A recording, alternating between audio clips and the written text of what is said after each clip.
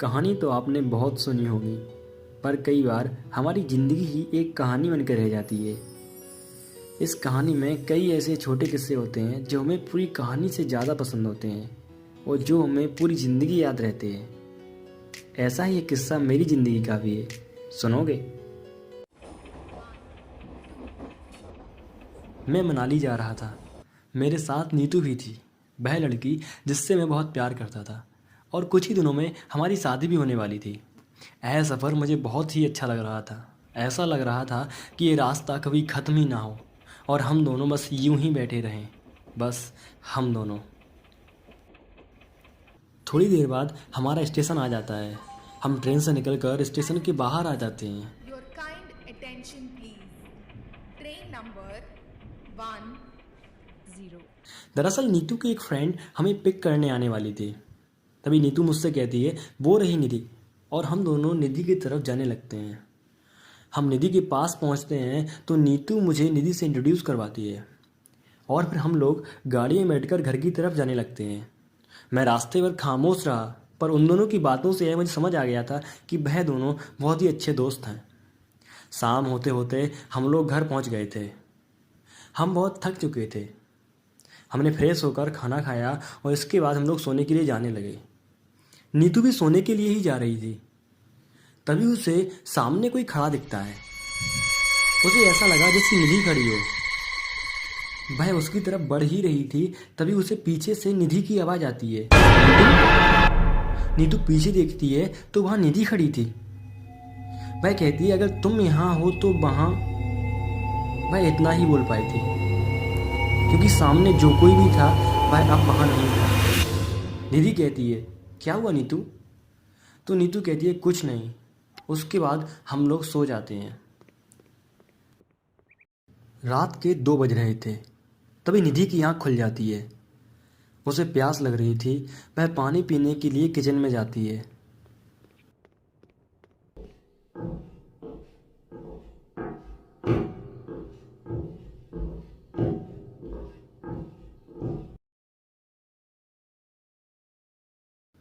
वह पानी पीकर वापस आ ही रही थी, तभी अचानक से वह रुक जाती है। उसे ऐसा लगा जैसे दीवार के पास कोई खड़ा हो। वह उसे देखकर चिल्लाई नहीं, बस जल्दी से भागकर अपने रूम में चली जाती है। आखिर उसने ऐसा क्यों किया? क्या वह जानती थी कि वह कौन था? और अगर नहीं तो उसने हमें क्यों नहीं बताया? लेकिन इन सब सवालों के जवाब तो सिर्फ निधि के पास थे। खैर, इन सब बातों से बेखबर हम लोग सुबह जल्दी ही नाश्ता करके घूमने के लिए निकल जाते हैं। मनाली वाकई ही बहुत खूबसूरत जगह है और नीतू के साथ ने इस सफ़र को और भी सुहाना बना दिया था। मैं बहुत खुश था।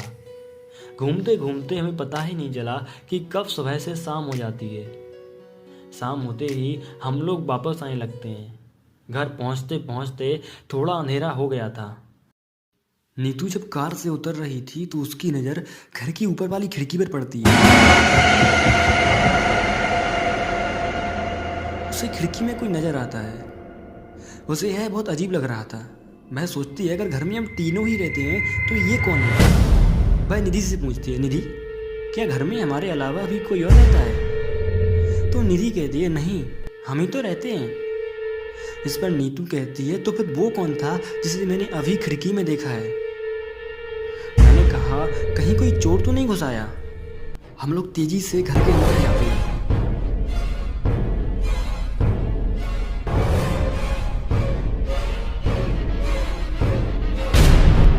बहुत ढूंढने के बाद भी हमें वहाँ कोई नहीं दिखा। मैं नीतू से कहता हूँ, शायद तुम्हें कोई वहम हुआ होगा, यहाँ तो कोई भी नहीं है। तो नीतू कहती है, नहीं, मैंने पक्का किसी को देखा था।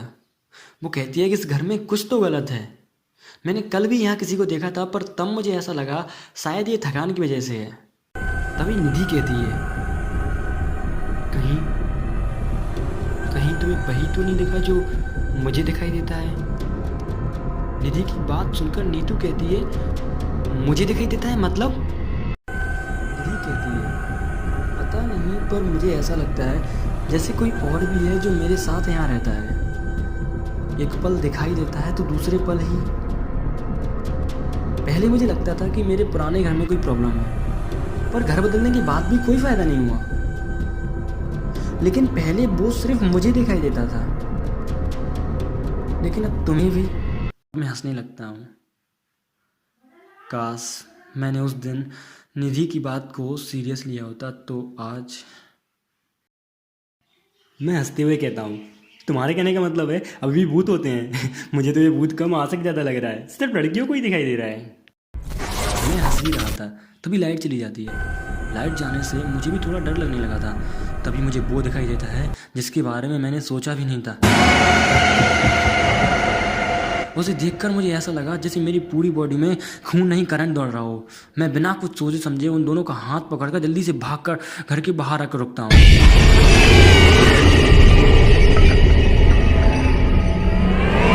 नीतू कहती है, देखो मैंने मैंने मैंने कहा था ना कि कोई है, तुम मेरी बात नहीं मान रहे थे।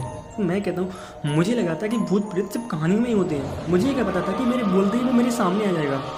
तो नीतू कहती है, मुझे ये बात समझ में नहीं आ रही कि आखिर ये हमें क्यों दिख रहा है।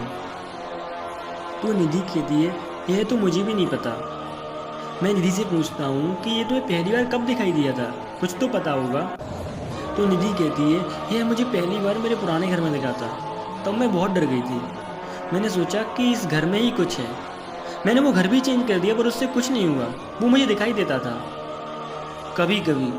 पर जब से तुम दोनों आए हो, वो पहले मुझे, फिर नीतू को और अब तुम्हें। निधि की इन बातों को सुनकर नीतू कहती है, आखिर ये सब वो क्यों रहा है?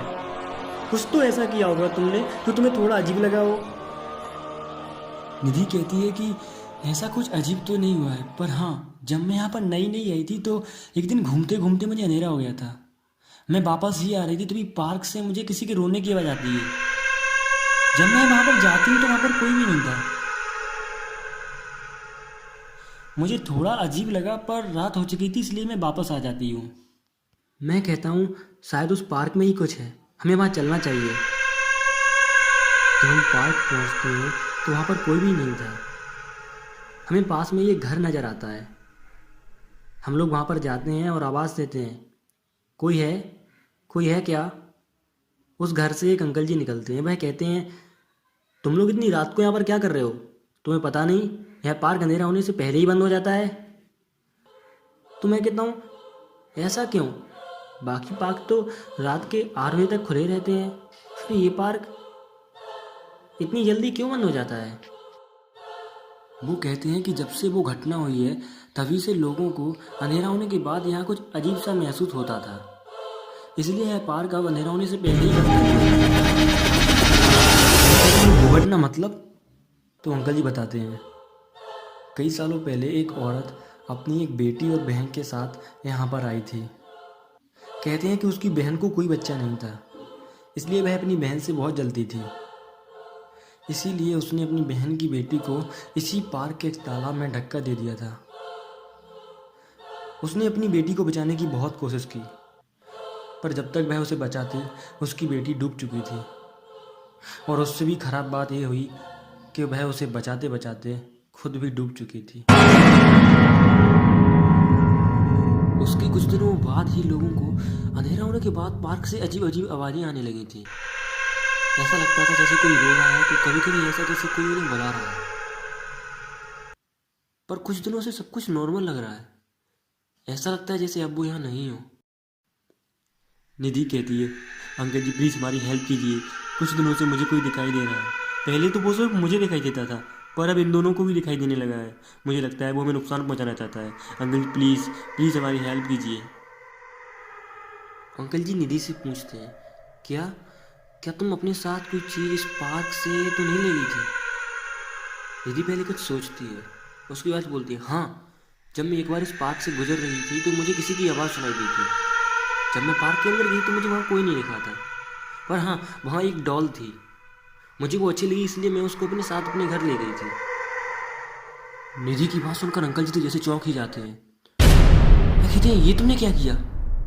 कहते हैं कि आज तक उसको अपनी बेटी की रूह नहीं मिली है, और जिसके पास वह डॉल होती है उसी को वह अपनी बेटी मानने लगती है, और उसे यह बिल्कुल भी पसंद नहीं कि कोई भी उसकी बेटी के करीब आए।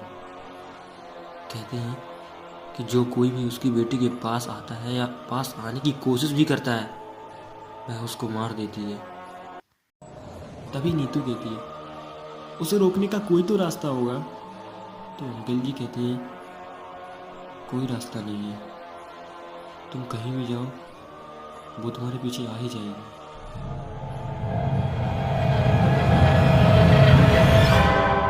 ये सब सुनने के बाद हमारे तो जैसे जैसे होश ही उड़ गए थे। कुछ भी समझ में नहीं आ रहा था कि अब क्या करना चाहिए। ऐसा लग रहा था जैसे ये रात अब हमारी आखिरी रात होने वाली है। तभी मैं कहता हूँ, मैंने पुरानी मूवीज में देखा है कि अगर भूतों से जुड़ी हुई चीज़ें जला दें तो भूत खत्म हो जाते हैं। निधि कहती है, ये वर्क करेगा? तो नीतू कहती है, चुपचाप बैठकर मरने से तो बेहतर ही है कि हम उसका सामना करें। मैं कहता हूँ, निधि वो डॉल भी कहाँ पर है? तो निधि कहती है, मेरे बेडरूम में। निधि कहती है, मतलब उसी घर के टॉप फ्लोर पर? मैं कहता हूँ, हम ऐसा करेंगे कि तुम दोनों घर के बाहर रखना और मैं डॉल लेकर आऊँगा। तो निधि कहती है, नहीं, घर के अंदर अकेले जाना सुसाइड करने जैसा होगा। अगर हम जाएंगे तो तीनों ही साथ में जाएंगे, वरना कोई नहीं जाएगा। और हम घर की ओर निकल जाते हैं। जब हम घर पहुंचते हैं तो माहौल एकदम शांत था। घर की लाइट भी जल रही थी। ऐसा लग रहा था मानो यहाँ पर कुछ हुआ ही ना हो।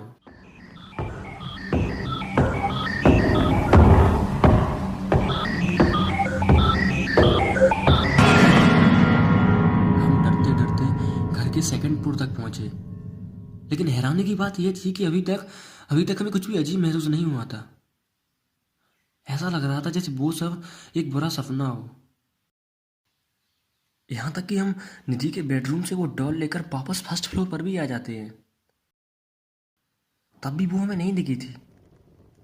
हम जल्दी से उस डॉल को जला देते हैं और मैं कहता हूँ, फाइनली अब सब कुछ ठीक हो जाएगा। लेकिन ये क्या, वहाँ पर तो सिर्फ मैं और निधि ही थे। नीतू थी ही नहीं वहाँ पर। मैं निधि से पूछता हूँ, निधि नीतू कहाँ है? अभी तो हमारे साथ ही थी। तो मैं घर के टॉप फ्लोर से नीतू की चीख सुनाई देती है। हम भागकर ऊपर जाते हैं तो देखते हैं कि नीतू दीवार के पास पड़ी हुई थी। उसके शरीर पर बहुत सी चोटों के निशान थे, जिनसे खून भी उभर आया था।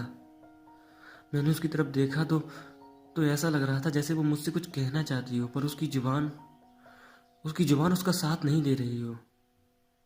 मैंने उसकी तरफ एक कदम बढ़ाया ही था कि तभी वो हवा में ऊपर उठने लगती है।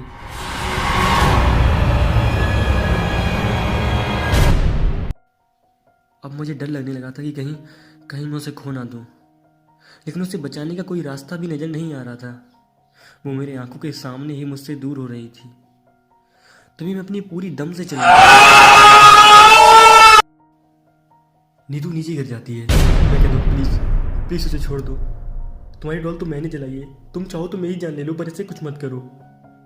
तभी मुझे एक डरावनी हंसी सुनाई देती है और नीतू फिर से ऊपर उठने लगती है। मैं कहता हूँ, नो प्लीज इसे छोड़ दो, प्लीज। और वो सब कुछ खत्म हो चुका था। मेरी ही बेवकूफ़ी की वजह से उसने अपनी जान गंवा दी थी। काश मैंने मूवीज़ की बातों को रियल नहीं माना होता। मन तो किया कि मैं भी उसी खिड़की से जाकर खून जाऊं और अपनी नीतू के पास चला जाऊं, लेकिन कई बार हम उसे खो देते हैं जिसे हम कभी खोना नहीं चाहते। पर इससे जिंदगी की कहानी नहीं रुकती है, वो जारी रहती है अपने अगले किस्से की तलाश में। क्या नीतू के जाने के बाद वो आत्मा वहाँ से चली गई, या फिर उनको दोबारा भी दिखाई दी? निधि कहाँ गई? इन सब सवालों के जवाब आपको मिलेंगे कहानी के अगले किस्से में। तब तक के लिए ये कहानी आपको कैसी लगी हमें ज़रूर बताएं। अगर आपके पास भी है कोई ऐसा ही किस्सा जो जुड़ा है आपकी लाइफ से, तो हमारे साथ शेयर कीजिए इंस्टा और ईमेल आईडी कहीं पर।